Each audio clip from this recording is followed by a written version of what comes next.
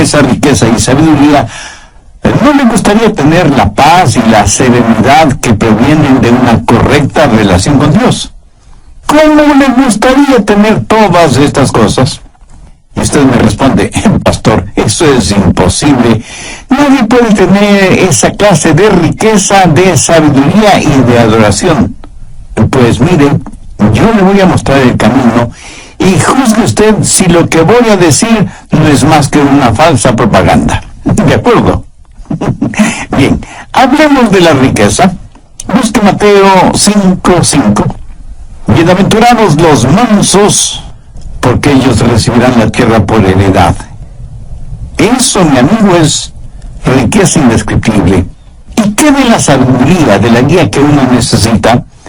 Veamos el Salmo 25:9. Encaminará a los humildes por el juicio y enseñará a los mansos su carrera. ¿Y qué de la paz y de la serenidad que queremos tener? Veamos Mateo 11, los versos del 28 al 30. Venid a mí todos los que estáis trabajados y cargados, y yo os haré descansar. Llevad mi yugo sobre vosotros y aprended de mí, que soy manso y humilde de corazón, y hallaréis descanso para vuestras almas, porque mi yugo es fácil y ligera mi carga. ¿Cómo trabaja eso en nuestras vidas? Bien, veamos. Primero, el significado de mansedumbre. Muchos piensan que mansedumbre es cobardía, que si uno es manso, tiene un carácter tímido y ambivalente. Permítame decir de una vez por todas, mansedumbre no es cobardía. Jesús dijo, yo soy manso y humilde de corazón. ¿Fue Cristo un cobarde? ¿Llamaría usted cobarde a quien con un látigo en mano echó fuera del templo los mercaderes?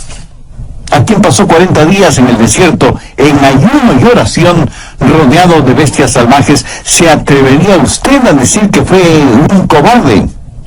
Jesús, aún sabiendo que en Jerusalén sería apresado, acusado y crucificado, sin embargo fue con determinación y firmeza hasta esta ciudad.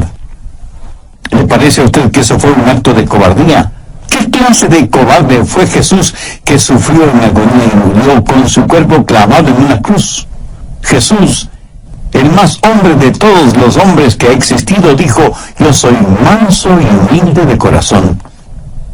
Mansedumbre ni siquiera es debilidad, aunque muchas veces así lo pensemos, cuando lo opuesto es la verdad. Para ser manso hay que tener tremenda fortaleza espiritual y emocional. La Biblia dice que aparte del Señor Jesús, Moisés fue un hombre manso. Piénselo. Moisés fue un comandante en jefe que guió al pueblo de Israel desde Egipto hacia la tierra prometida. Fue un hombre de valor. Pero ser un hombre de valor no excluye la mansedumbre. Alguna vez en alguna parte leí la siguiente frase: si usted cree que mansedumbre es debilidad, trate de ser manso por una semana. Perturbadora opción, ¿no le parece? Ser manso demanda una increíble fortaleza, porque la mansedumbre es fortaleza bajo control. En tiempos bíblicos y aún en la actualidad, cuando alguien tenía un caballo salvaje y quería montarlo, primero tiene que domarlo hasta que se vuelva manso. Y solo cuando ha sido amansado puede ser montado, utilizado. Pero note, no es que el caballo perdió su fortaleza, sino que ahora su fortaleza está bajo control. Entonces, mansedumbre es fortaleza que está bajo control. Wallace Hamilton es el nombre del autor del libro Cabalgue Caballos Salvajes. ¿Y qué ilustra lo que estoy diciendo?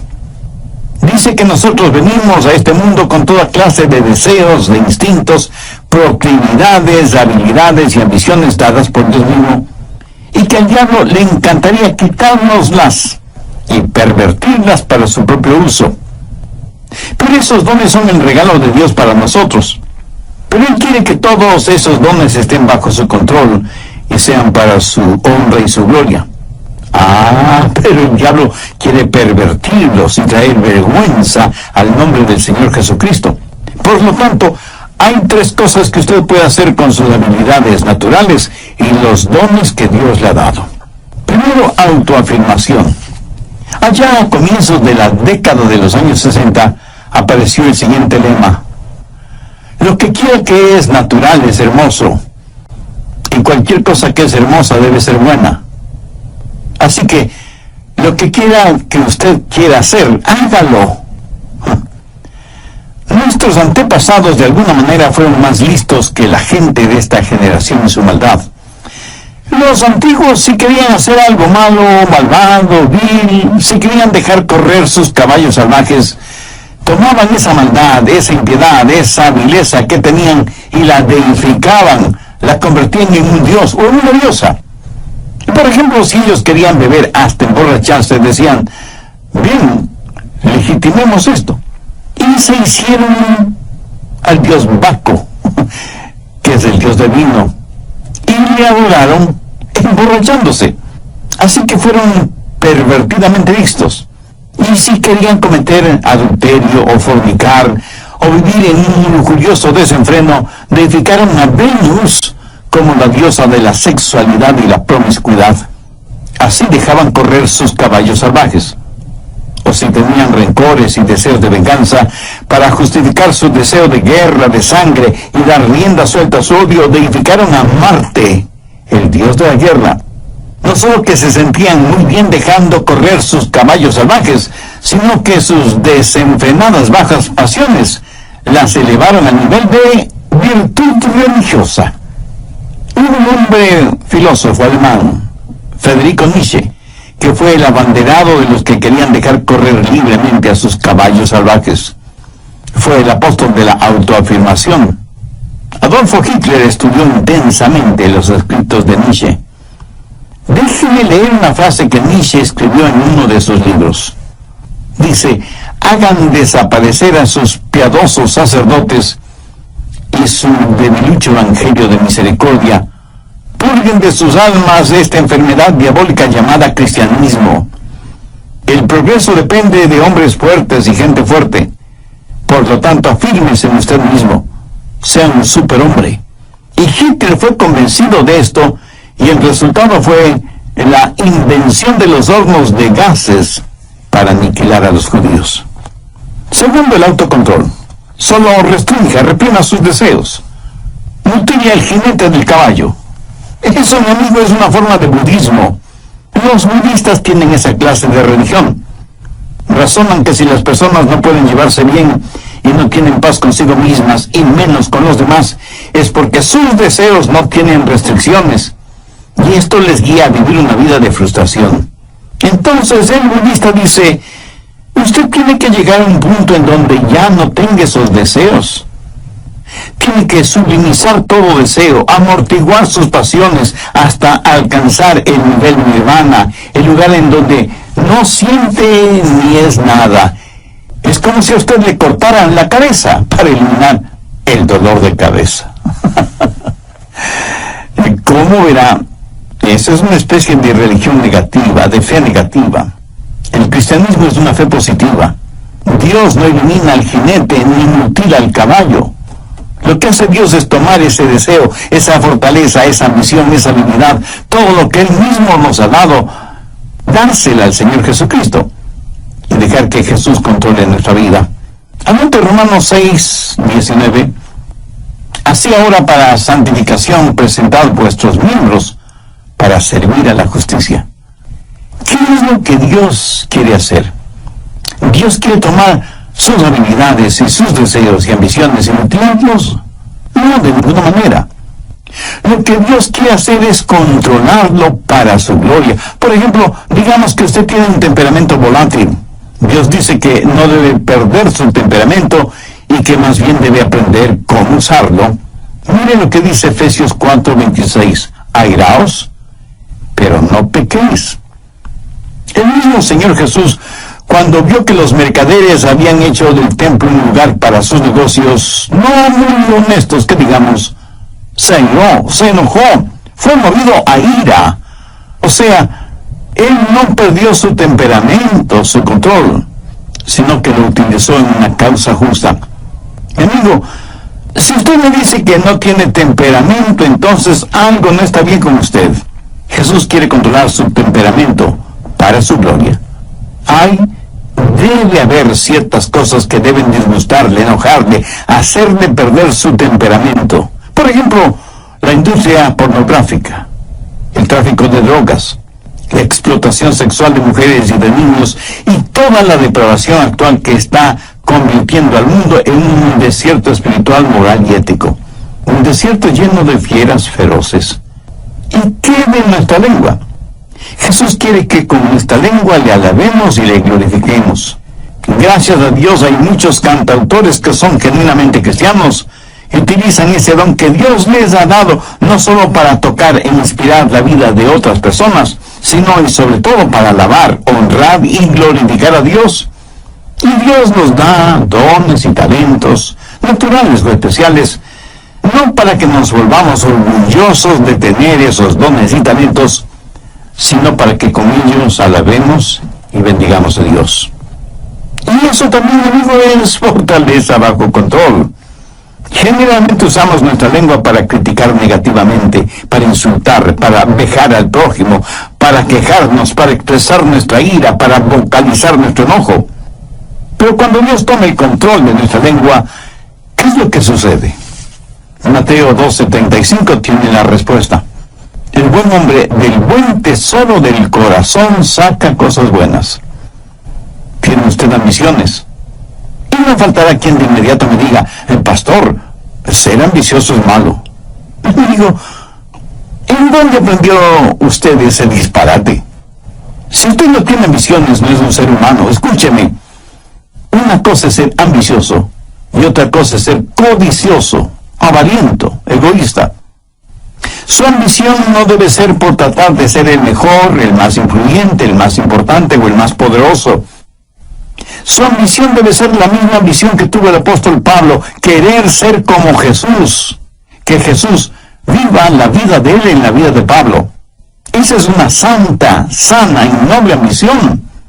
Eso es fortaleza bajo control. ¿Cómo puede usted ser una persona mansa? Busque la epístola de Santiago, capítulo 1, desde el verso 21.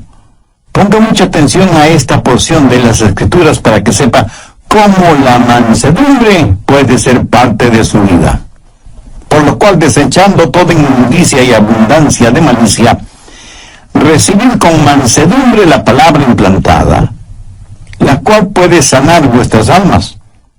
Pero sed hacedores de la palabra, y no tan solamente oidores, engañándoos a vosotros mismos. Aquí el Señor nos dice que debemos recibir con mansedumbre la palabra. Ahora, ¿por qué debemos recibir con mansedumbre la palabra? Porque la mansedumbre es fortaleza bajo control. Y para ser controlado por el Señor, usted tiene que conocer su voluntad y su camino. Y para conocer la voluntad y el camino de Dios, usted tiene que conocer su palabra. Por lo tanto, tiene que recibir la palabra con mansedumbre. Escúcheme, ni usted ni yo sabemos ni la milésima parte de cómo guiar nuestra propia vida. Se explica ahora por qué, aún siendo creyente, fracasamos tantas y tantas veces. En una sala judicial a un hombre le preguntaron, ¿jura decir la verdad, toda la verdad, y nada más que la verdad, con la ayuda de Dios? Y el hombre respondió, si yo supiera la verdad, toda la verdad y nada más que la verdad, entonces sería Dios. Ingeniosa respuesta que encierra todo el mundo de teología. Necesitamos guía. Te puedo asegurar que Dios sabe lo que nosotros no sabemos. Así que si usted es una persona llena de mansedumbre, usted tiene que poner su vida en las manos de Dios para que le guíe. Si quiere que Dios le dé bienestar económico, sabiduría y adoración profunda, entonces tiene que recibir la palabra de Dios con mansedumbre, la cual, o sea, la palabra de Dios, puede salvar su alma. De acuerdo a Santiago, 3 cosas son necesarias. Primera, debe haber un espíritu de arrepentimiento. Santiago 1:21, por lo cual desechando toda inmundicia y abundancia de malicia. Ahora, ¿qué significa esto? En el griego la palabra inmundicia significa tener el oído tapado con cera. Por lo tanto, hay que eliminar el exceso de cera en el oído. Y la aplicación espiritual es fácilmente comprensible. Pero, ¿cuál es la cera espiritual que tapa nuestros oídos? La abundancia de superficialidad. Verá, muchos de nosotros ya hemos sido salvados, pero todavía ha quedado un residuo pecaminoso en nuestras vidas. Y lo que Santiago está diciendo es: limpien sus oídos espirituales de la cera que los está tapando. Un hombre puede domar un caballo salvaje, pero Dios no hace con usted lo que el hombre hace con su caballo.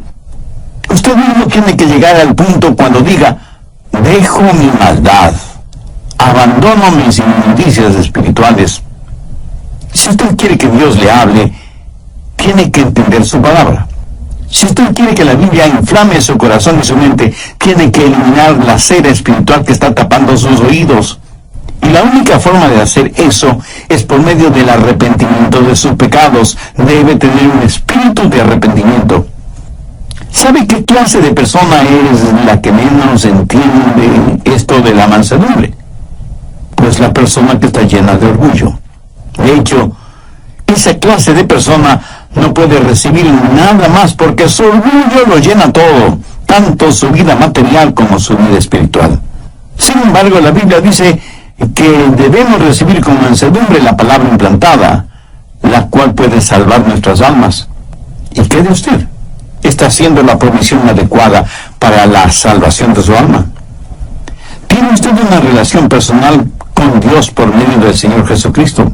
Por favor, abra su Biblia y busque la epístola de Santiago, capítulo 1, verso 21. Recibir con mansedumbre la palabra implantada. Esta palabra recibir es una palabra interesante. Denota algo que es dado a una persona y esa persona la recibe. Usted no podrá recibir y menos entender la palabra si es que no tiene un espíritu de arrepentimiento. Sí, usted puede saber cosas acerca de la palabra, hasta puede saber intelectualmente, académicamente la palabra, pero eso no le califica para entender la palabra de Dios. Recibir significa aceptarlo como un regalo, y cuando lo recibe, usted lo recibe como que si fuera un huésped muy especial en su vida, y le dice: pasa, pasa, seas bienvenida. Estamos encantados de tenerte en nuestra casa. Esa es la clase de bienvenida que nos gusta escuchar a nosotros, ¿verdad? Es la misma clase de bienvenida que le gusta escuchar al Señor Jesús, no solamente en relación con Él, sino con su palabra. Amigo, en su vida, ¿da usted esa clase de bienvenida a la palabra de Dios? Abre de par en par las puertas de su corazón y dice: Señor, recibo tu verdad. Hay muchos que van a las iglesias a escuchar el mensaje de la palabra. Otros oyen mensajes radiales como este que está escuchando ahora mismo, pero lo hacen tratando de entender la palabra de Dios, pasándola por el filtro de sus mentes, y no necesariamente porque le den la bienvenida a la palabra de Dios en sus vidas. Mi amigo nunca aprenderá la verdad de esa manera. Tiene que dejar su orgullo intelectual en el polvo. Humíllese.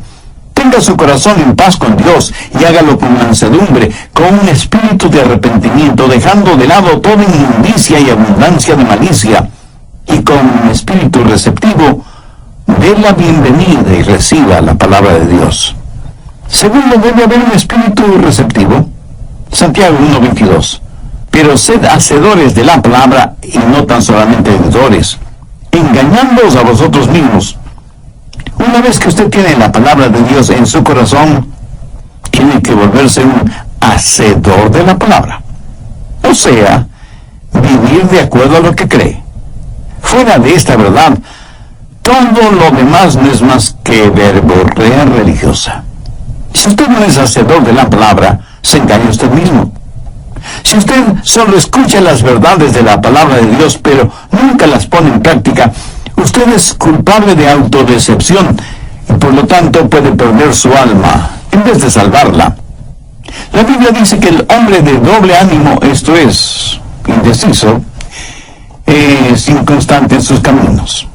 Jesús dijo: Cualquiera que me oye estas palabras y no las hace, le compararé a un hombre necio.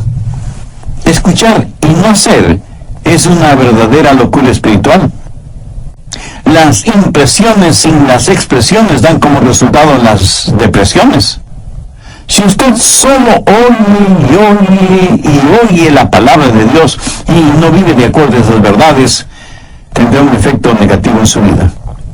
Alguien dijo que educación es el proceso mediante el cual el material en los cuadernos del profesor es transferido a los cuadernos del alumno sin que haya pasado por la cabeza de ninguno de los dos. Me temo que muchas veces esa clase de conocimiento bíblico es el que tenemos. Pero las enseñanzas bíblicas no solo que deben estar en nuestra cabeza, sino que necesitan estar en nuestro corazón para que se manifiesten en nuestra vida. ¿Para qué sirve la mansedumbre? Veamos el final del verso 21 en Santiago 1, la cual puede salvar nuestras almas. Tercero, los motivos de la mansedumbre. El querer alcanzar bienestar económico, el desear ser guiado y tener visión y liderazgo en cada crisis de la vida, esa es una buena motivación. Recordemos lo que Jesús dijo en Mateo 5:5, bienaventurados los mansos, porque ellos recibirán la tierra por heredad. Usted me dice, pastor, en la actualidad usted no consigue mucho siendo manso. En nuestro mundo uno tiene que patear, arranchar, pelear, morder, engañar. Esa es la única forma de salir adelante. Pudiera ser. Pero quiero que recuerde que el hombre perdió su herencia por falta de mansedumbre cuando se rebeló contra Dios en el jardín del Edén. La gente hoy en día no es capaz de gozar con lo que piensan que tienen por su espíritu de rebelión. Pastor, ¿qué quiere decir que recibirán la tierra por heredad? Bien, veamos 1 Corintios 3:21. Todo es vuestro. Veamos ahora 2 Corintios 6:10. Como no teniendo nada más, poseyéndolo todo. Ahora, ¿qué significa todo esto? La tierra y todo lo creado son propiedad de Dios. Nosotros pertenecemos a Dios. Por lo tanto, todo lo que Dios tiene es nuestra herencia, porque somos hijos suyos, coherederos juntamente con Cristo. Y sin embargo, nada es realmente nuestro. Nosotros solo somos administradores, mayordomos de las cosas de Dios. Y este es un arreglo admirable, porque cuando el diablo venga y le diga, si no me sirves, voy a quitarte todo lo que tienes, usted le responde, tú no puedes quitarme nada porque nada tengo, todo le pertenece a Dios. Poderoso jab de izquierda al mentón del diablo, quien cambia de táctica y le dice, entonces si me sirves y me adoras, te lo daré todo. Y usted le responde, diablo, tú no puedes ofrecerme nada porque ya lo tengo todo. Demoledor jab de derecha al mentón del diablo, como no teniendo nada más, poseyéndolo todo. Va a llegar un día cuando todo será posesión de los hijos de Dios, porque en su palabra dice que heredaremos la tierra. Un día vamos a reinar con Jesús.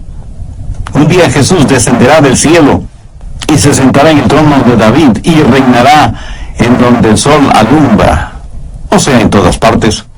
Su reino se extenderá de mar a mar. Los lagos, ríos y océanos estarán rebosantes de peces. Los árboles se doblarán por el peso de los frutos en sus ramas. El cielo se llenará con multitud de aves y todos los desiertos del mundo se convertirán en florecientes jardines. Todo esto será la herencia de los hijos de Dios. Los mansos heredarán la tierra. Eso lo tenemos ahora como herencia en nuestro corazón.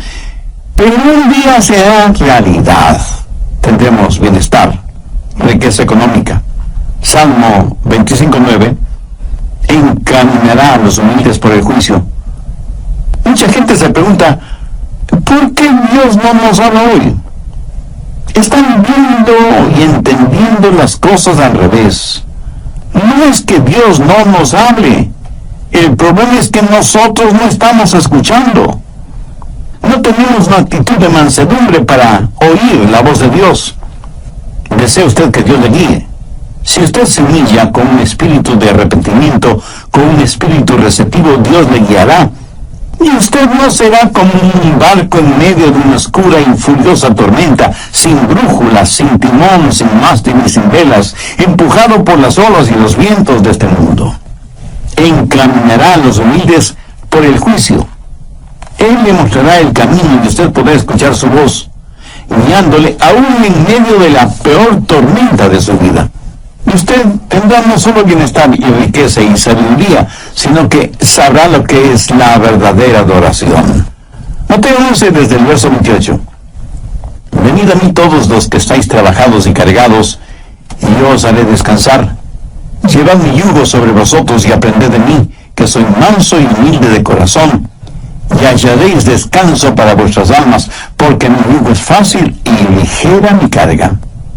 Veamos esta porción bíblica un poco más detenidamente. Jesús fue un carpintero y sabía cómo hacer yugos para los bueyes. Y no creo que Jesús jamás haya hecho un yugo que no quedó perfecto en los bueyes. Ahora, cuando un buey lleva un yugo, es porque es un buey manso. Ese buey sigue teniendo tremenda fuerza. Por eso usaban los bueyes para juntos. Apóyate en mí. Déjame guiarte.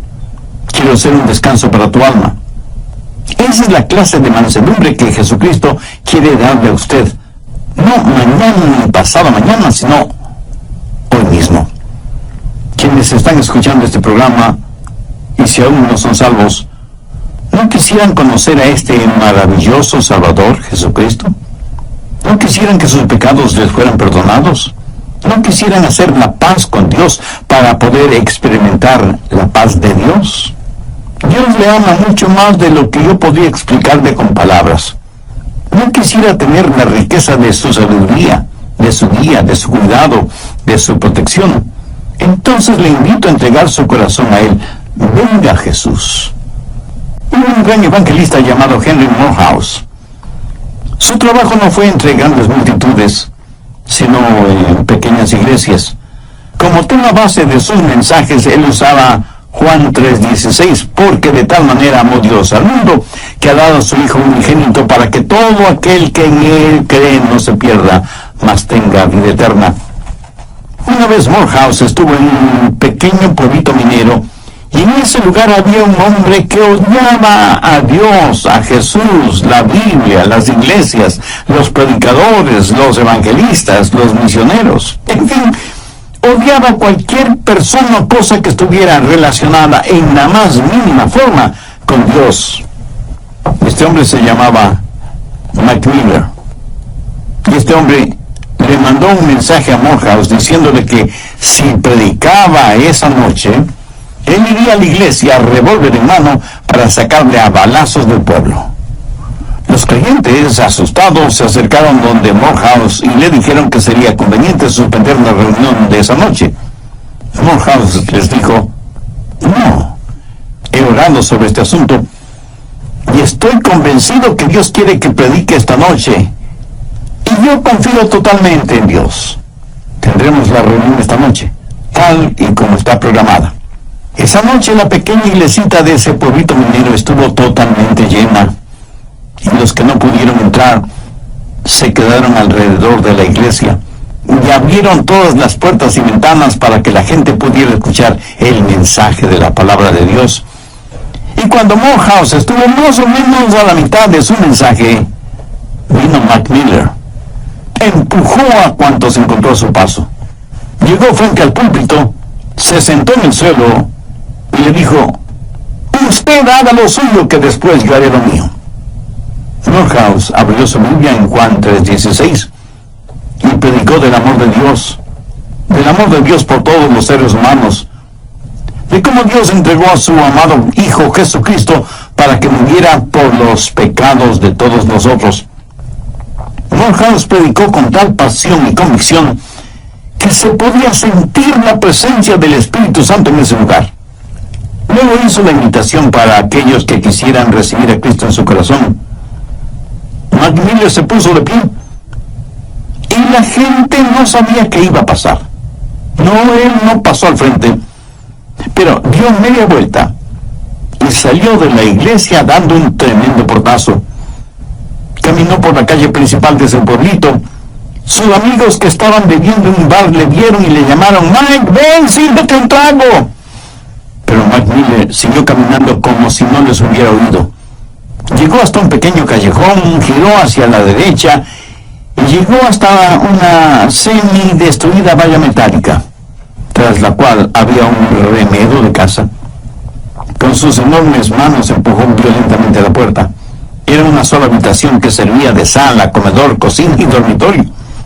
Ahí una mujer de rostro demacrado cuidaba de unos pequeñuelos quienes, al ver entrar a su padre, corrieron a esconderse debajo de la cama por temor a que su padre los castigara. Su esposa, que evidentemente era abusada y golpeada físicamente, simplemente se puso en actitud protectora frente a la cama. Mike Miller miró a su esposa y en un tono dulce, desconocido en él, le dijo: mujer, no temas. Llama a los niños. Vamos a orar. Ella, asombrada, le preguntó: ¿Qué es lo que dijiste? Y él, con una paciencia absurda por ser él quien era, le dijo: trae a los niños, vamos a orar. Los niños salieron de debajo de la cama, pero se quedaron detrás de su madre.